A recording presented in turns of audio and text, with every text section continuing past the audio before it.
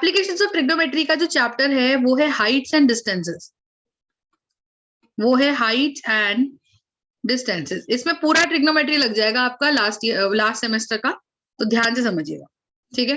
देखो तो यहाँ पे हाइट्स एंड डिस्टेंस में क्या होता है आप ये समझो। देखो हमारे पास एक टर्म समझनी है विच इज ऑब्जर्वर।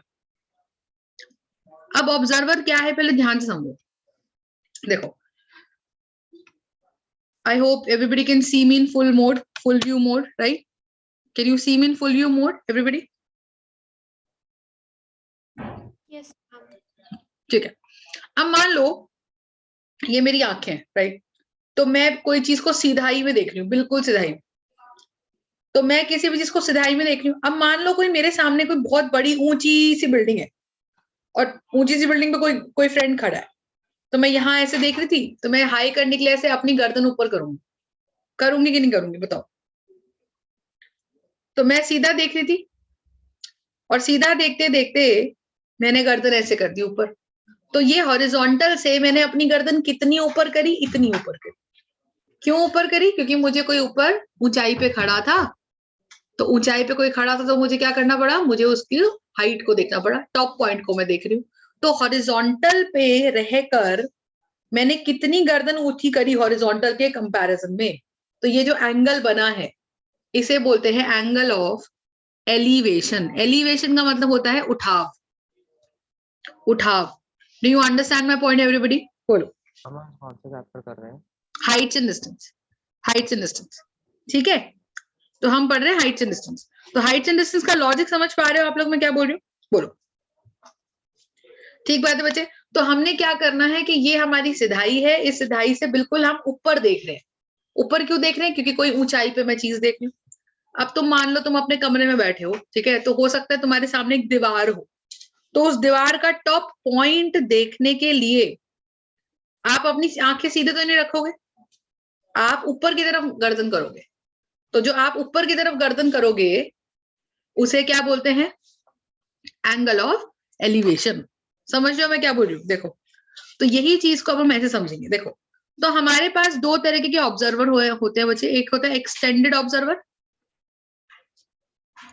एक होता है पॉइंट ऑब्जर्वर। कोई भी ऑब्जर्वर हो, अगर मैंने कहा कि भाई ये ग्राउंड है और ग्राउंड पे ये एक ऑब्जर्वर, ये लड़का खड़ा है, ये कोई लड़का खड़ा है। अब ये लड़का कहाँ देख रहा है? ये लड़का या तो बिल्कुल सिधाई में देख रहा है, सही बात है, ये लड़का या तो बिल्कुल सिधाई में देख रहा है। एक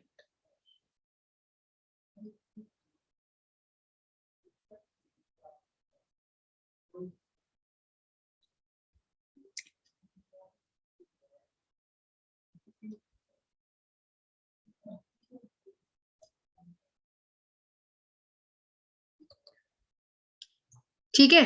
तो ये जो लड़का अगर बिल्कुल सिधाई में देख रहा है, क्योंकि यहाँ पे इसका सिर है, ये देख रहे हो ये पॉइंट, जहां पे ये लाल डॉट है ये इसका पॉइंट है, सिर है। सिर पे ही आंखें होती है यहाँ पे हमारे मुंह पे। तो वो बंदा सिधाई में देख रहा है बिल्कुल। तो अगर वो बंदा सिधाई में देख रहा है तो ये बिल्कुल सिधाई में देखेगा। इसे क्या बोलोगे? इसे बोलोगे लाइन ऑफ साइट। क्या बोलोगे इसको बच्चे? Line of site. Everybody, do you understand?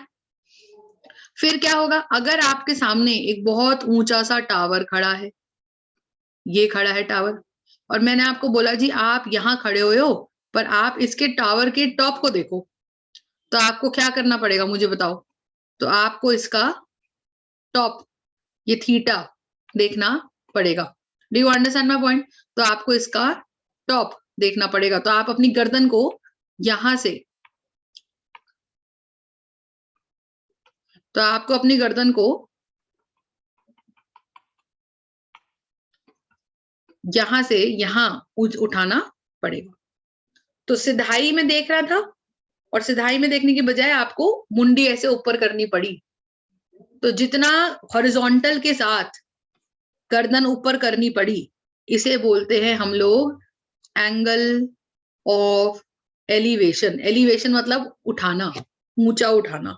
तो आप ऊपर वाली कोई चीज देखने के लिए आप अपनी गर्दन को हॉरिजॉन्टल के मुकाबले ऊपर करोगे। तो आपकी गर्दन हॉरिजॉन्टल के साथ कुछ ना कुछ एंगल जरूर बनाएगी। मेरी बात समझ पा रहे हो तो बोलो, are you understanding my point everybody? बोलो बच्चे। Yes ma'am. ठीक है, so this is called as angle of elevation. अब ये जो मेरा एंगल ऑफ एलिवेशन है, ठीक है, ये जो मेरा एंगल ऑफ एलिवेशन है, ठीक है, तो और ये जो सिधाई वाली लाइन है वो क्या है? Line of sight. ये लिखते जाओ और मेरी बात समझिएगा, सेकेंड टर्म में रिविजन का टाइम नहीं मिलेगा बच्चे। तो if you are missing on to this topic, you are actually missing it fully, क्योंकि फिर रिविजन का ऐसा नहीं कि 10 बार हो जाएगा। तो ध्यान से करिएगा, साथ साथ करिएगा, only that will be beneficial. Test आपके सब्जेक्टिव ही होने हैं, तो ये नहीं कि सिर्फ समझ गए, आपको पूरा लिख कर दिखाना पड़ेगा बच्चा। तो लिखो, तो there is angle of elevation, there is line of sight. ठीक है, फिर सोचो, अगर मान लो यहाँ पे मैं कहीं यहां होती, अब उल्टा केस हो जाता। ये समझ में आ गया सबको कि आप जमीन पे खड़े हुए हो, आपकी कुछ हाइट है और आप जमीन पे खड़े होकर, ये जमीन है, ग्राउंड है, इस जमीन पे खड़े होकर आपको इसके सामने जो बिल्डिंग है, टावर है, उसके टॉप को देखना है, उसके टॉप को देखना है। ठीक है, तो कैसे करोगे आप मुझे बताओ। तो आपने बोला कि भैया हम अपनी गर्दन ऊपर करेंगे, तो उसे बोलते हैं एंगल ऑफ एलिवेशन।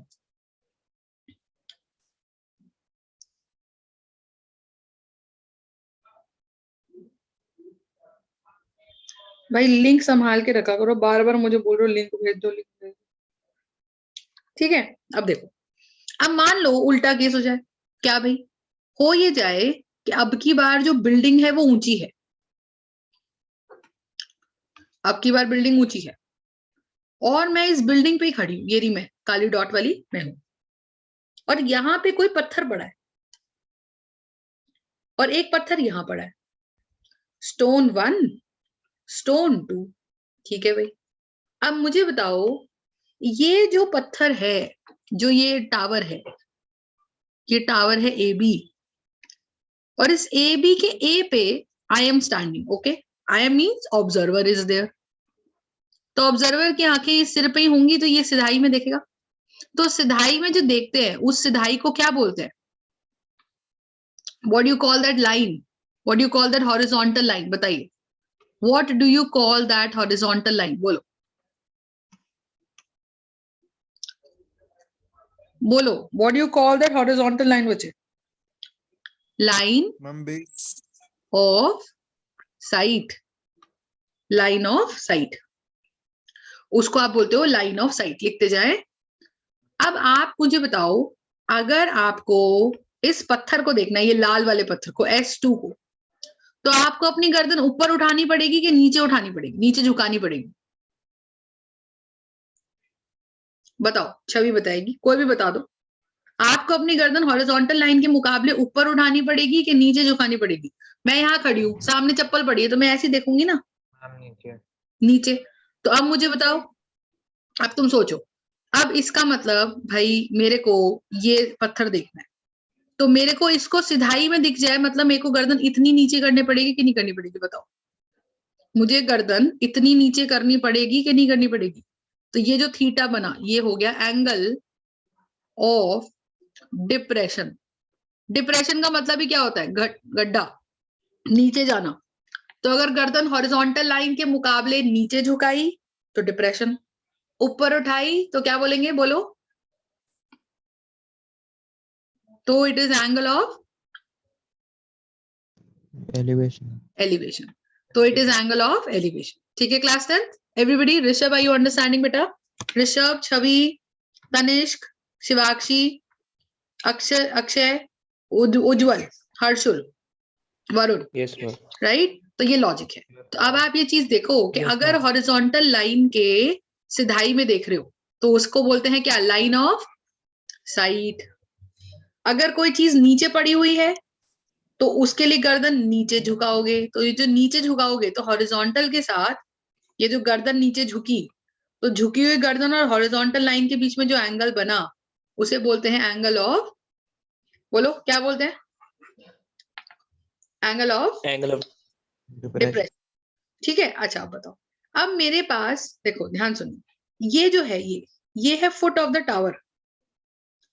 ये मैं इसीलिए बता रही हूँ ये चीजें छोटी छोटी कि ये आपको वहां पे हेल्प करेंगी बच्चे। जब सेंटेंस पढ़ोगे ना तो आपको खुद ही फिगर बनानी है। ऐसा फिगर मैं नहीं बना के दूंगी, क्वेश्चन भी नहीं बना के देगा, आपको खुद ही फिगर बनानी है।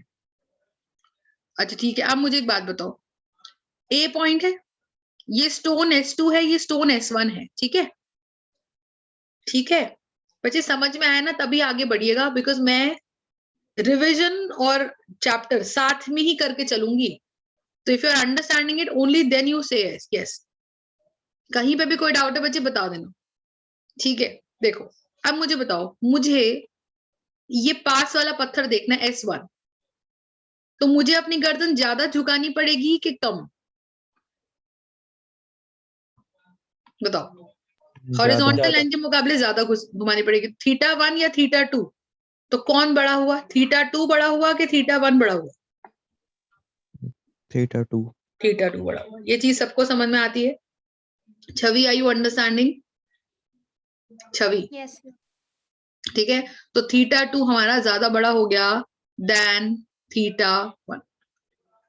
तो एंगल ऑफ डिप्रेशन जो है, अब मुझे बताओ जरा कि अगर मुझे कोई चीज को देखना है और वो जमीन पे पड़ी हुई है, तो वो मेरे जमीन पे मेरे फुट के पास होगी तो मेरा एंगल ऑफ डिप्रेशन ज्यादा होगा, और वो जमीन पे मेरे फुट से दूर होगी तो मेरा एंगल ऑफ डिप्रेशन कम होगा। जितनी दूर वो चीज पड़ी है, अब आप देखो जितनी दूर वो चीज पड़ी है, जैसे अंडरस्टैंड कि मान लो इसी पे कि पत्थर यहां पड़ा होता, तो मुझे इसको देखने के लिए क्या करना पड़ता? ज्यादा गर्दन थोड़ी झुकानी पड़ती, थोड़ी सी गर्दन झुका के काम चल जाता जैसी।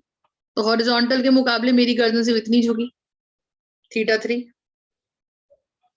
तो यू कैन अंडरस्टैंड कि θ3 छोटा है, θ1 थोड़ा बड़ा है, θ2 और बड़ा है। मेरी बात समझ रहे हो मैं क्या बोल रही हूँ?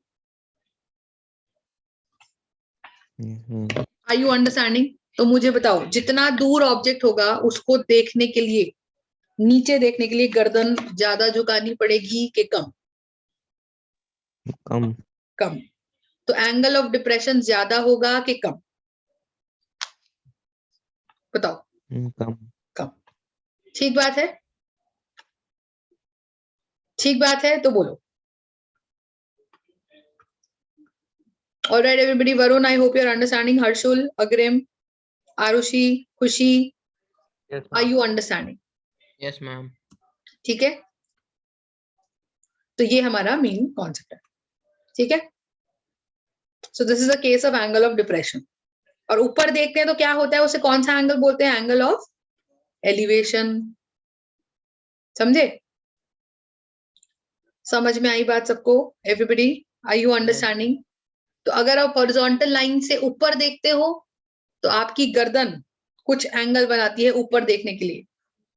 तो वो जो ऊपर देखने के लिए कुछ एंगल बनाती है उसे हम बोलते हैं एंगल ऑफ एलिवेशन। क्या बोलेंगे? Angle of elevation. Do you understand my point everybody? बोलो बच्चे, एवरीबॉडी। अब बताओ। यस। अब फॉर एग्जाम्पल देखो, मेरे पास ये ग्राउंड है,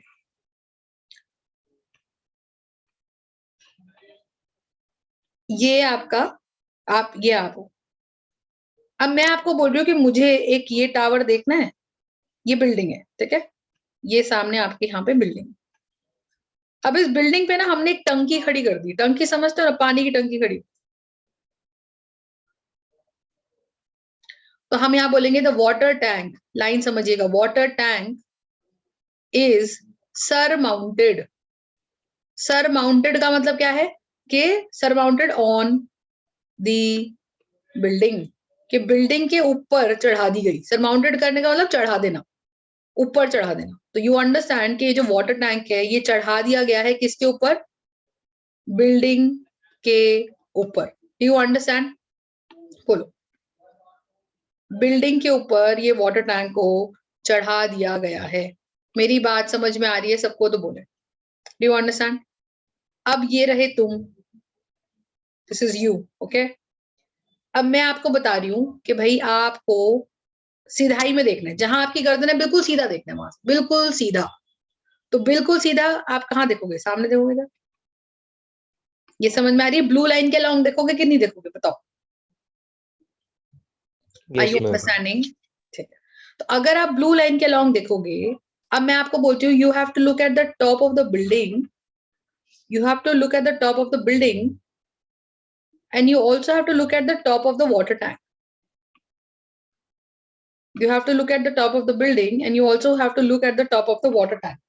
Water tank के टॉप पे भी आपको देखना है। अब बताओ जरा कि किधर का एंगल ऑफ एलिवेशन ज्यादा बनेगा? बताओ, बिल्डिंग के टॉप को देखने में एंगल ऑफ एलिवेशन ज्यादा बनेगा या वाटर टैंक को टॉप पे देखने पे आपको एंगल ऑफ एलिवेशन ज्यादा बनेगा? बताओ। Water tank. वाटर टैंक, क्योंकि जो ऊंचा ज्यादा है तो उसको देखने के लिए और गर्दन ऐसे ऊंची करनी पड़ेगी। तो आप देखो कि मैम अगर मैं बिल्डिंग का टॉप देखता हूं तो वो यहां देखना है, और अगर मैं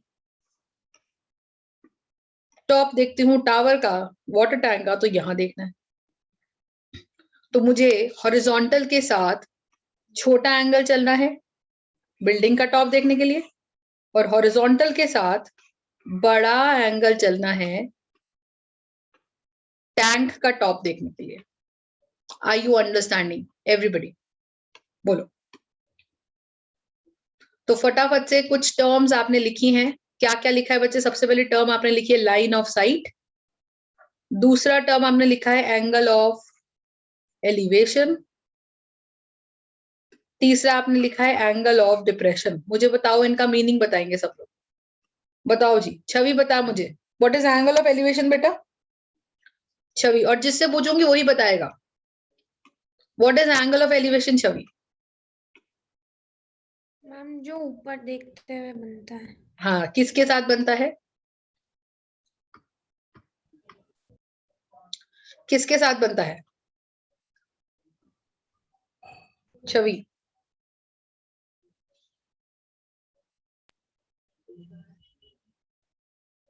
हॉरिजॉन्टल के साथ, हॉरिजॉन्टल के साथ बनता है। ठीक है, ठीक है Chhavi. What is line of sight? Chhavi, what is line of sight? Chavi, I can't hear you, even if you're speaking I can't hear you. Nikhil मुझे बताएगा। Nikhil, what is line of sight बेटा? The sight of observer looking straight. Looking straight, तो horizontally आप देख रहे हो। ठीक है, अक्षत मुझे बताएगा। अक्षत, what do you mean by angle of elevation? Ma'am जिसमें हॉरिजॉन्टल से ऊपर देखते हैं। हॉरिजॉन्टल से ऊपर देखते हैं। And what is angle of depression? Akshat? Ma'am horizontal से नीचे। हॉरिजॉन्टल से नीचे देखते हैं। तो अक्षत मुझे बताएगा, अगर कोई चीज मेरे पैरों के पास पड़ी हुई है तो उसको देखने के लिए मेरे लिए आसान है, या जो मेरे से दूर है उसको देखने के लिए मुझे ज्यादा गर्दन नीचे झुकानी है? मैम जो दूर है वो ज्यादा आसान है देखने में। वो आसान है, तो मतलब उसके लिए मुझे एंगल ऑफ डिप्रेशन होगा कि एंगल ऑफ एलिवेशन होगा? पहले तो यही बता दो। Angle of depression. Angle of depression होगा। ठीक है, चलो ठीक। और अब देखते हैं। अब सवाल देखो कैसे आता है। अच्छा, आपको इसके लिए क्या लगेगा? टेबल लगेगा। लास्ट ईयर हमने, लास्ट सेमेस्टर में जो पढ़ा था हमने, the table is such like this. ध्यान से देखेंगे। आपको अगर याद हो, यहाँ पे हम पढ़ते थे साइन थीटा, कॉस थीटा। ज्यादा जरूरत नहीं पड़ेगी आपको, तीन ही जरूरत पड़ेगी, 0 degree, 30 degree, 45 degrees, 60 degrees, 90 degrees. तो यहाँ पे sine 0 0, sine 30 half, sine 45 1/√2, sine 60 √3/2। याद है ये वैल्यू सबको? याद है बच्चे? ये टेबल आपके सामने बिल्कुल होना चाहिए। अगर ये मुंह जबानी टेबल याद नहीं है तो एटलीस्ट बनाना आना चाहिए। इसके बगैर देखो काम नहीं चलेगा। ये टेबल लिख लीजिए बेटा, अनडिफाइंड। ये टेबल बहुत जरूरी है। ठीक है, this is a very very important table for this chapter. इसके बगैर ये चैप्टर नहीं होगा। अब देखो, इस चैप्टर में समझने को सिर्फ यही था जो कंटेंट मैंने आपको दिया है। अंडरस्टैंडिंग पॉइंट ऑफ व्यू से बस यही 3-4 चीजें थी। अगर आपको वैल्यू नहीं पता, आपको ध्यान होगा मैंने साइन थीटा कैसे बनाना सिखाया था बच्चे, याद है? सबसे पहले लिख लो 0 1 2 3 4, याद है सबको तो बोलो 0 1 2 3 4। फिर क्या करना है हमको, divided by 4 divided by 4 divided by 4 divided by 4 divided by 4, याद है। और फिर हमने under root under root under root under root under root, सही बात है everybody? Are you understanding the point class 10th? Yes ma'am. ठीक है। और फिर सबको सॉल्व करके आप आंसर लिखोगे तो बताओ जरा, 0/4 का आंसर है 0, 0 का अंडर रूट 0, ये रहा साइन थीटा। 1 का अंडर रूट 1, 4 का अंडर रूट 2, तो 1/2 आंसर आ गया। ठीक है छवि। फिर हमारे पास देखो 2 का अंडर रूट तो कुछ नहीं, 2 2 4 हो जाता है, ये कैंसिल करके यहाँ तो 2 2 4, 2 1 2, तो यहाँ 1/2 बच गया। 1 का अंडर रूट 1 और 2 किसी का परफेक्ट स्क्वायर नहीं होता तो ये √2 ही रह जाएगा। Do you understand? 3 किसी का परफेक्ट स्क्वायर नहीं होता तो ये √3 ही रह जाएगा। और 4 क्या होता है, under root of 4 would be 2, और 4/4 क्या हो जाएगा, 4/4 is 1/1, that is going to be 1 only. Do you understand? Do you understand my point? बोलो बच्चे। Yes ma'am. Got it? तो ये चीज है। ऐसे ही अगर आपको साइन थीटा लिखना आ गया था तो इसको आप प्लीज रिवर्स कर दो, 90 वाले को यहां लिख दो, √3/2 को यहां लिख दो, एक एक शिफ्ट कर दो प्लीज, ऐसे। समझ गए हो कि भाई 0 वाले को यहां लिख दो, 1 वाले को यहां लिख दो, √3 वाले को यहां लिख दो, इसको यहां लिख दो और इसको ही। समझ रहे हो मेरी बात? This is how you are suppose to make cos theta. cos theta आ गया, हमें क्या पता है बताओ? हमें पता है tan theta is equals to sin theta upon cos theta, ये हम लोग ट्रिग्नोमेट्री में पढ़ चुके हैं। tan theta is equals to sin theta upon cos theta.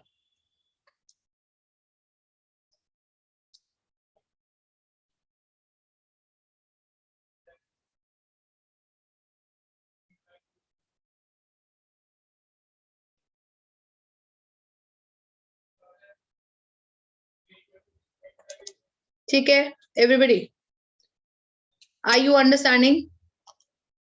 Yes ma'am. ठीक है जी।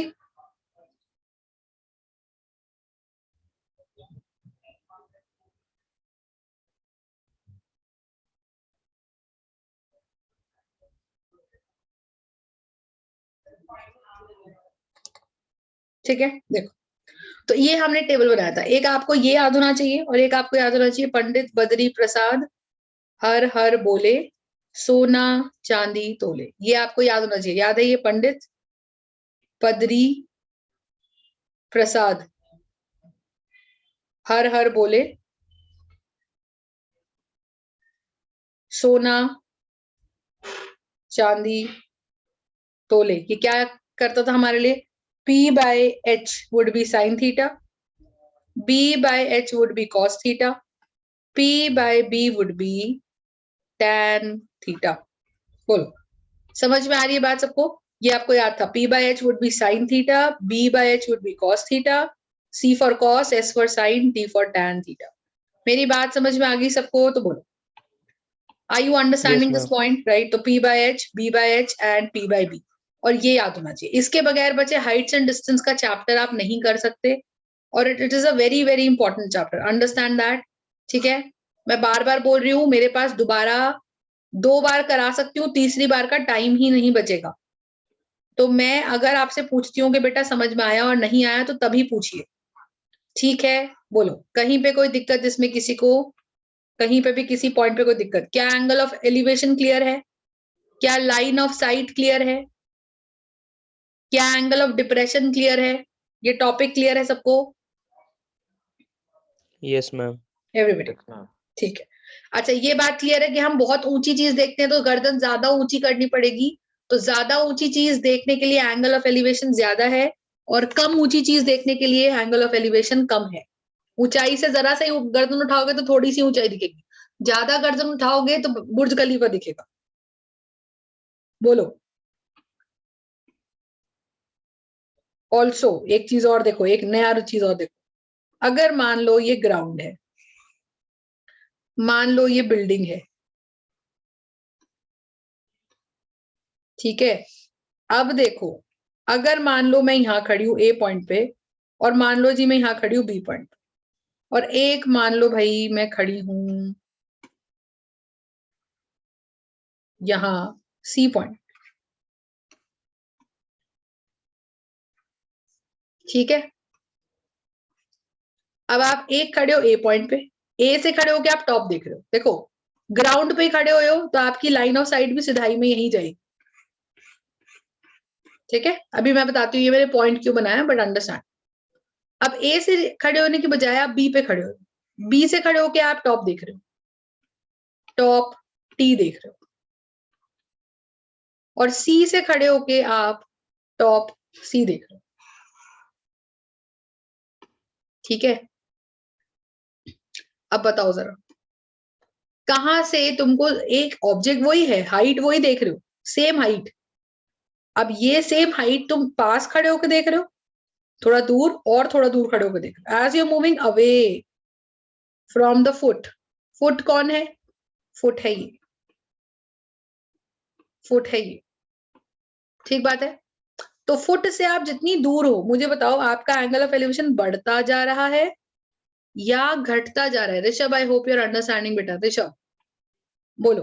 तो आपका एंगल ऑफ एलिवेशन बढ़ता जा रहा है या एंगल ऑफ एलिवेशन घटता जा रहा है, घटता जा रहा है, बढ़ता जा रहा है। तो ये देखो, ये आपका थीटा, ये आपका थीटा, ये आपका थीटा, समझ रहे हो। तो थीटा 1, थीटा 2, थीटा 3, ये एंगल आपका उतना ही घटता हुआ जा रहा है। समझ पा रहे हो मेरी बात, all of you, are you understanding. तो इसका मतलब अगर सेम हाइट को आपको देखना है और बिल्कुल पास में, आप सोचो मैं यहाँ खड़ी हो जाती थी, ये डी पॉइंट पे खड़ी हो जाती, तो यहां से देखती तो बताओ कितना बड़ा एंगल बनाना पड़ता, नियर टू 90 डिग्री आ गया था, क्योंकि बिल्कुल पास, उसके पैरों के पास खड़ोगे तो और बिल्कुल 90 डिग्री पे देखना पड़ेगा, समझ रहे हो। तो इस बिल्डिंग के पैरों के पास, फुट के पास, फुट ऑफ द बिल्डिंग के पास, अगर आप जितना पास हो आपको गर्दन उतनी ऊंची करनी पड़ेगी। तो दूर से हम देखते हैं, दूर से हम देखते हैं तो हमारे को गर्दन ज्यादा ऊंची करनी नहीं पड़ती। तो ऊपर की तरफ जो एंगल हम बनाते हैं, कौन सा एंगल होता है बच्चे, वो बोलो। What angle is that, can you tell me. Angle of elevation. Angle of elevation, right, ठीक है। कहीं पे भी कोई दिक्कत इसमें किसी को तो बोले, ठीक है जी। अब आगे चलते हैं, अब आगे चलो। देखो अब इसमें क्वेश्चन किस तरह से पुटअप होता है, लिखो जरा। एक बिल्कुल बेसिक क्वेश्चंस में कराती हूँ, आपको एक आइडिया लगेगा। देखो कहता है, and please connect back on the same link बच्चे, इसी लिंक पे दोबारा कनेक्ट कर लीजिएगा। देखो कहता है, a building is away from the observer at a distance of 40 meters and the observer makes an, लिखते जाइए question, angle of 30 degrees with the horizontal to look at the top of the tower, to look at the top of the building. Calculate the height of the building. Calculate the height of the building. लिखो, calculate the height of the building. ठीक है, कैसे करेंगे बताओ। लिख लिया सबने question? Yes ma'am. अब डायग्राम बनाओ। सबसे पहले तो ग्राउंड बनाना है, सबसे पहले ग्राउंड बनाना है।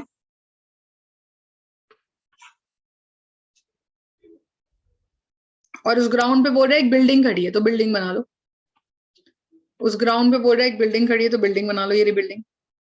और एक ऑब्जर्वर है, ऑब्जर्वर है, वो ऑब्जर्वर की हाइट वाइट कुछ नहीं दे रखी, तो हम मान के चलेंगे कि वो पॉइंट ऑब्जर्वर है। जब उस ऑब्जर्वर की कोई हाइट वाइट नहीं देते तो हम मान के चलते हैं वो पॉइंट ऑब्जर्वर है। और कहाँ है वो पॉइंट ऑब्जर्वर? ग्राउंड पे ही है वो। उसको एक पॉइंट के तौर पे मान लेते हैं। जो पॉइंट है ये मेरा ऑब्जर्वर ही है। ये जो पॉइंट है ये मेरा ऑब्जर्वर ही है। समझ रहे हो? अब देखो जरा, तो यहां से हम बिल्डिंग